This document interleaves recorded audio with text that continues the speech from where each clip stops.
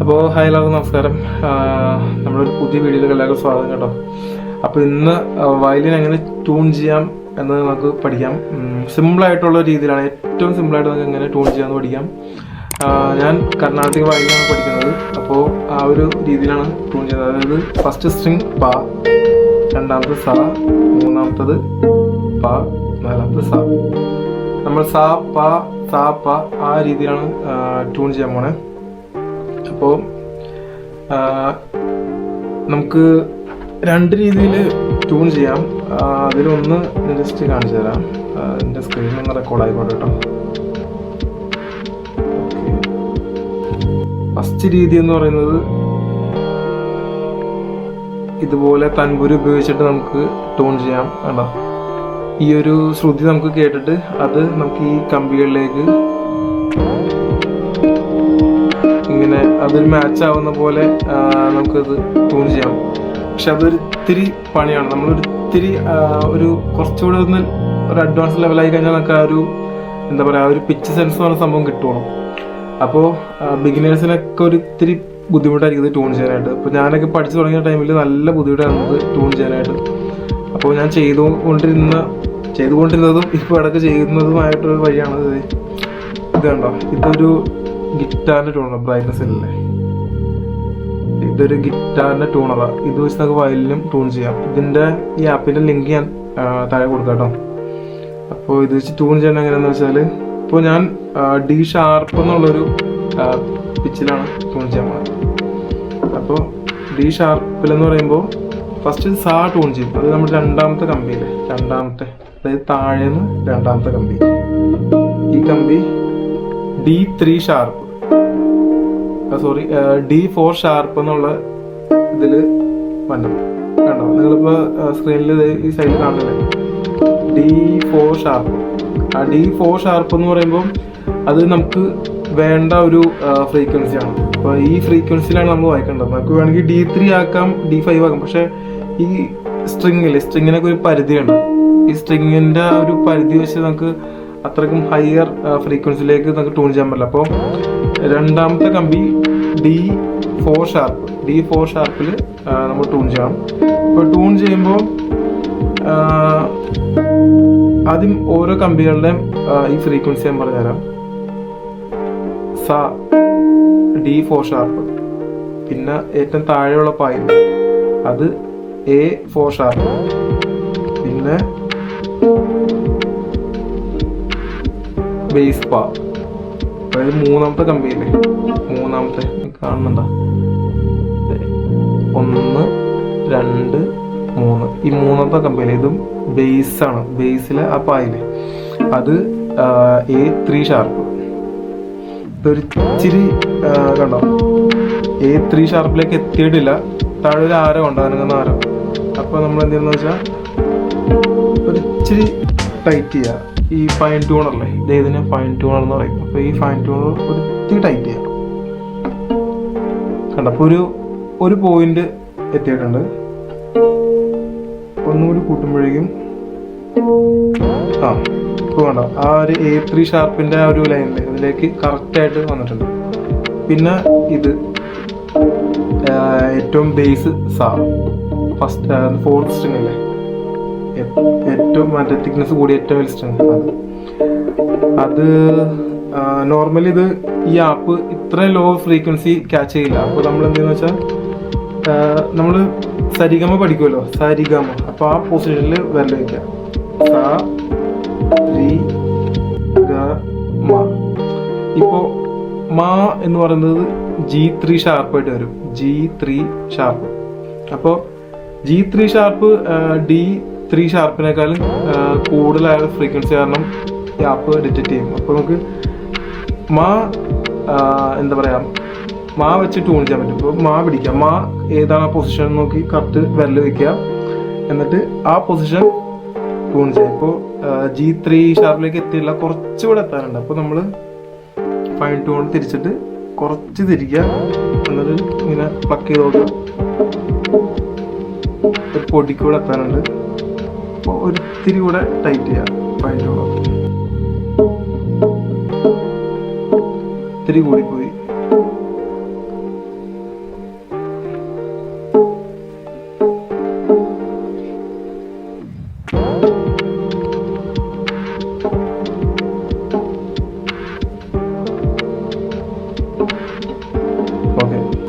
ഇപ്പോൾ കറക്റ്റായിട്ട് എത്തിയിട്ടുണ്ട്. അപ്പോൾ ഇങ്ങനെയാണ് കർണാട്ടിക് രീതിയിൽ സാപ്പ എന്നുള്ള രീതിയിൽ ട്യൂൺ ചെയ്യേണ്ടത്. അപ്പോൾ നിങ്ങളെ ഒരു ഏകദേശം ഒരു ഐഡിയ കിട്ടിക്കാണെന്ന് വിചാരിക്കുന്നു. പിന്നെ എന്താ പറയുക, വേറെ ഒന്നും കൂടി പറയണ്ടാകുന്നത്, ഈ കീസ് വെച്ച് ടൈറ്റ് ചെയ്യുമ്പോൾ എല്ലാം ഒറ്റയടിക്ക് ടൈറ്റ് ചെയ്യരുത്. അതായത് കുറച്ച് എല്ലാം ഒരേ ലെവലിൽ പയ്യെ ടൈറ്റ് ചെയ്ത് കൊണ്ടുവരാം. അതായത് ഇപ്പോൾ എല്ലാം ലൂസായി കിടക്കുമായിരിക്കും നമ്മൾ വാങ്ങിക്കുമ്പോൾ ടൈമിൽ, അല്ലെങ്കിൽ നമ്മൾ കുറച്ച് പ്രാക്ടീസ് ചെയ്ത് കഴിയുമ്പോൾ. അപ്പോൾ ഒറ്റയടിക്ക് തിരിച്ചു കഴിഞ്ഞാൽ സ്ട്രിങ് പടപടയെന്ന് പൊട്ടിപ്പോകാനുള്ള ചാൻസ് ഉണ്ട്. എൻ്റെ ഒരുപാട് സ്ട്രിങ് പൊട്ടി പോയതാണ് അങ്ങനെ. അപ്പോൾ എല്ലാം ജസ്റ്റ് ഒന്ന് ടൈറ്റ് ചെയ്യുക, ഇത് ടൈറ്റ് ചെയ്യുക, അത് 1 ടൈറ്റ് ചെയ്യുക, 2 ടൈറ്റ് ചെയ്യുക, 3 ടൈറ്റ് ചെയ്യുക, 4 ടൈറ്റ് ചെയ്യുക, അങ്ങനെ എല്ലാം കുറച്ച് ടൈറ്റ് ചെയ്തിട്ട് വേണം നമ്മളിങ്ങനെ ഫൈൻ ട്യൂൺ ചെയ്യാനായിട്ട്. അല്ലെങ്കിൽ ഒരെണ്ണം ആദ്യം ടൈറ്റ് ചെയ്തിട്ട് ഫൈൻ ട്യൂൺ ചെയ്തിട്ട് കാര്യമില്ല. എന്ന് വെച്ചാൽ നമ്മൾ അടുത്ത ട്യൂൺ ചെയ്യുമ്പോഴേക്കും നമ്മൾ ആദ്യം ട്യൂൺ ചെയ്ത ആ സ്ട്രിങ്ങിൻ്റെ എല്ലാം പോയി കാണും. അതായത് ഈ സ്ട്രിങ്ങിൻ്റെ ഒരു എന്താ വലിഞ്ഞ് നിൽക്കുമല്ലോ. ഈ ഫസ്റ്റ് സ്ട്രിങ് നമ്മൾ ട്യൂൺ ചെയ്യുമ്പോൾ അത് പക്കയിൽ നിന്ന് വിചാരിച്ചോ. രണ്ടാമത് അടുത്ത സ്ട്രിങ് ചെയ്യുമ്പോൾ ഇവിടെ ഈ സാധനം കണ്ടോ, ഇതിനെ ഈ ടൈൽ പോർഷൻ അല്ലേ, ഈ പോർഷൻ അങ്ങോട്ടും കൂടെ അനങ്ങും. കണ്ട ചെറിയൊരു വേരിയേഷൻ വരും. എന്നാലും ഇതിൻ്റെ ചെറിയൊരു വേരിയേഷൻ എന്ന് പറഞ്ഞാൽ ഇവിടെ ഈ ട്യൂണിങ്ങിൽ വലിയൊരു വേരിയേഷൻ ആയിരിക്കും. അതുകൊണ്ടാണ് പറഞ്ഞത് എല്ലാം ഏകദേശം ഒന്ന് ട്യൂണാക്കി വെക്കുക. എന്നിട്ട് നമ്മൾ ഇത് ഈ രീതിയിൽ ട്യൂൺ ചെയ്ത് നോക്കാം. പിന്നെ ഇതിൻ്റെ ഒരു പാറ്റേൺ പറഞ്ഞുതരാം. നമ്മളിപ്പോൾ 1 2 3 4 എന്ന് പറയില്ലേ, ആദ്യം 1 2 3 4 അതുപോലെയാണ് ഇതിനകത്ത് വേണ്ടത്. നമുക്ക് ആ 1ഉം 2ഉം നമുക്ക് ആവശ്യമില്ല. 1 2ഉം ഇതിൽ ഡിറ്റക്ട് ചെയ്യില്ല, ഈ ആപ്പിൽ ഡിറ്റക്ട് ചെയ്യില്ല. 3ഉം 4ഉം ആണ് നമുക്ക് ആവശ്യം. 4 സ്ട്രിങ് വരുമ്പോൾ, അതായത് 3 വരണം.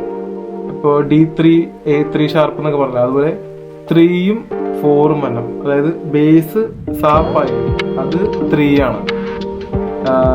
D3 sharp, A3 sharp. രണ്ടാമത്തെ സ്ട്രിങ് അതായത് സാ വരുമ്പോൾ D4 ഷാർപ്പ്, A4 ഷാർപ്പ്. മനസ്സിലായോ? ആ 4 3 അതൊന്ന് നോക്കി വെച്ചോ.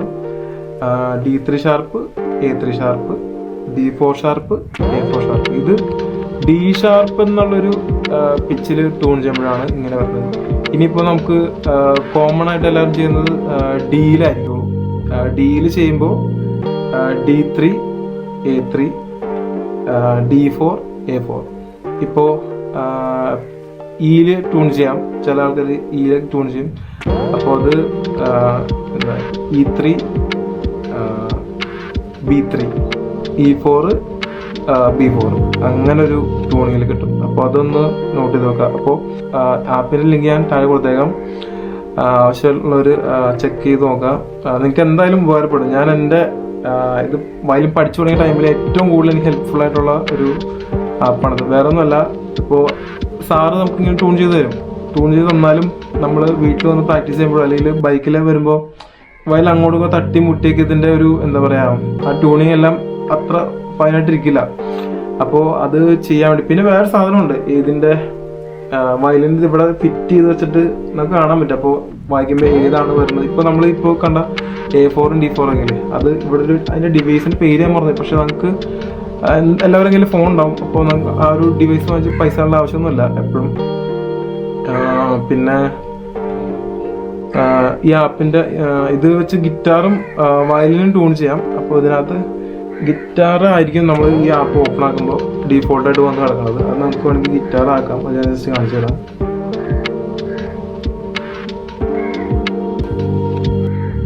സെറ്റിങ്സിനകത്ത് ആണോ ഒന്നുകൂടി കാണിച്ചു തരാം.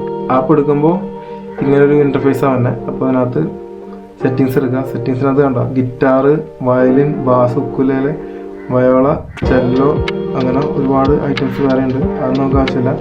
നമ്മൾ നേരെ വയലിനെടുക്കുക. എന്നിട്ട് സെറ്റിങ്സിൻ്റെ പ്രത്യേക ആരല്ല ബാക്ക് ആരേക്കാം. അപ്പോൾ നമുക്കത് ഇങ്ങനെ ഒരു ഇൻ്റർഫേസ് കിട്ടും. എന്നിട്ട് ഇതിൽ നമ്മൾ ട്യൂൺ ചെയ്യും. ഇപ്പോൾ നമ്മൾ സംസാരിക്കുമ്പോൾ തന്നെ ഓരോന്നും മാറുന്നുണ്ട് ആ ഒരു ആരോ. അപ്പോൾ നമ്മുടെ ഓരോ ഫ്രീക്വൻസി നമ്മൾ പറഞ്ഞ ഓരോ സ്വരത്തിൻ്റെ ഫ്രീക്വൻസി അത് ഡിറ്റക്ട് ചെയ്തിട്ട് മാറിക്കൊണ്ടിരിക്കുകയാണ്. അപ്പോൾ ഇതാണ് ഇതിൻ്റെ ഒരു പ്രവർത്തന തത്വം എന്ന് പറയുന്നത്. അപ്പോൾ എല്ലാവർക്കും വീഡിയോ ഉപകാരപ്പെടുന്നു പ്രതീക്ഷിക്കുന്നു. അപ്പോൾ പരമാവധി എല്ലാവരും ഈ ആപ്പ് ഉപയോഗിച്ച് നോക്കുക. പിന്നെ ഒരു കാര്യം, എപ്പോഴും ഈ ആപ്പ് ഉപയോഗിക്കരുത്. ഇടക്ക് മറ്റേ ഇതില്ലേ തൻപൂര ഇല്ലേ, നേരത്തെ കാണിച്ചില്ലേ, തൻപൂരേൻ്റെയും ഈ ആപ്പിൻ്റെ ലിങ്ക് ഞാൻ ഡിസ്ക്രിപ്ഷനിൽ കൊടുത്തേക്കാം, അതുകൊണ്ട് ചെക്ക് ചെയ്യാം. ഈ ഇതേ രീതിയിലും, അതായത് ഈ തൻപുര ഓണാക്കി വെക്കുക. തൻപുര ഓണാക്കിയിട്ട്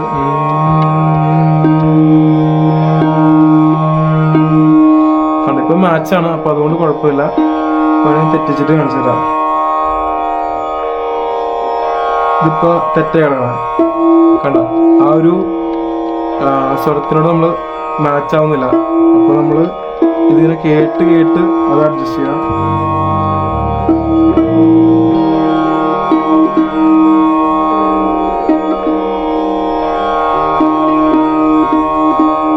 ഓക്കെ, ഇപ്പോൾ അത് അഡ്ജസ്റ്റ് ആയിട്ടുണ്ട്.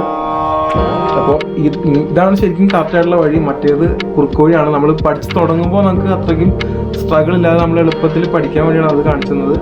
അത് ചെയ്യുന്നതിൻ്റെ കൂടെ തന്നെ ഇതും ചെയ്ത് പ്രാക്ടീസ് ചെയ്യുക. ഇത് പെട്ടെന്ന് കിട്ടില്ല, നമ്മൾ പ്രാക്ടീസ് ചെയ്താണ് വരുള്ളൂ. അപ്പോൾ എല്ലാവർക്കും ഉപകാരപ്പെടുമെന്ന് വിചാരിക്കുന്ന ഈ വീഡിയോ. അപ്പോൾ ശരിയാണ്. Thank you.